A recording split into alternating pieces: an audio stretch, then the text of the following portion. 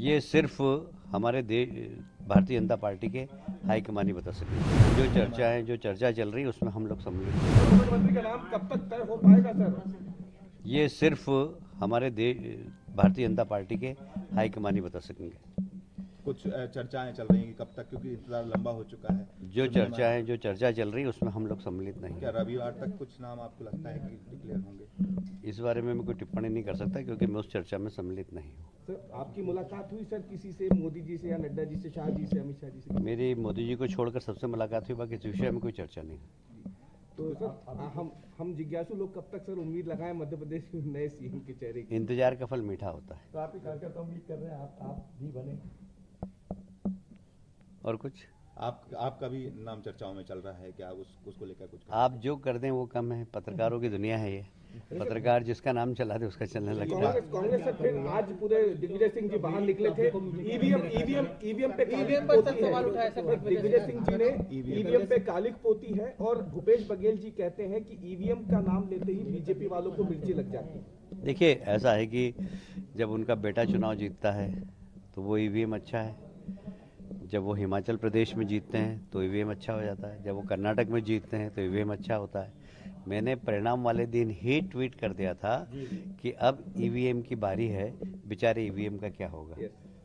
तो मुझे मालूम है कि कांग्रेस हारती है तो वो अपनी कमियों को नहीं देखती है, वो ईवीएम पे दोष लगाती है। कैडर में इस पार्टी 3 दिन का लंबा समय नहीं हो गया, अभी तक डिसाइड नहीं हो पाया कौन बनेगा? नहीं, कोई संविधान के अंदर है क्या ऐसा कितने दिनों में बन जाना चाहिए?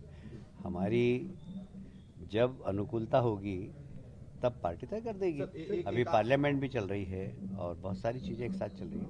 एक लाडली बहना को लेकर आपका बयान बड़ा सुर्खियों में रह रहा है कि आप लाडली बहना से ज्यादा क्रेडिट मोदी इफेक्ट को दे रहे हैं। उसको थोड़ा क्लियर करिए। उसके मायने कहीं निकाले जा रहे हैं कि आप एंटी शिवराज सिंह चौहान है सब। देखिए, ऐसा है कि राजस्थान में भी हम जीते, वहाँ लाडली बहना नहीं थी।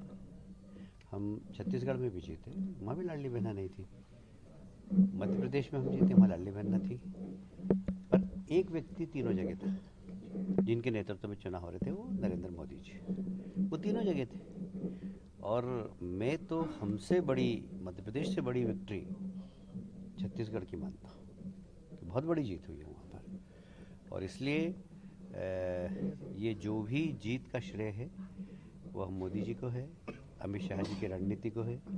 नड्डा जी ने जो पोलिंग बूथ और पन्ना प्रमुख तक टीम बनाई है पूरे देश के अंदर, उसका परिणाम। सर एक जरूरी सवाल सर, जिस तरह शिवराज सिंह चौहान ने कहा है कि मुख्यमंत्री पद का ना दावेदार पहले था ना अबू, और मिशन 29 स्टार्ट करा है। साथ ही राजनाथ सिंह जी का भी बयान है कि इस बार जो 24 के चुनाव होंगे बीजेपी 350 पार जाएगी और एनडीए 400 प्लस होगी।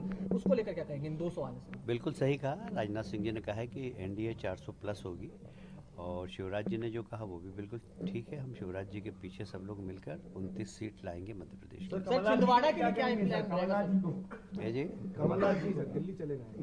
कमलनाथ जी नहीं, मैंने तो आपको पहले ही कहा था कि चुनाव के बाद या तो दिल्ली दिखेंगे या विदेश में दिखेंगे। सर छिंदवाड़ा की सीट चैलेंज होगी 29 की 29 जो मध्य प्रदेश सीट उसमें से निकालना। छिंदवाड़ा से लगातार कमलनाथ जी जीतते रहे, कमलनाथ के बेटे जो है नकुलनाथ वो जीत रहे हैं, तो किस तरह से आप देख रहे हैं? वो प्लान आपको बता देंगे क्या? नहीं जीतेंगे हम, बस प्लान नहीं बताएंगे।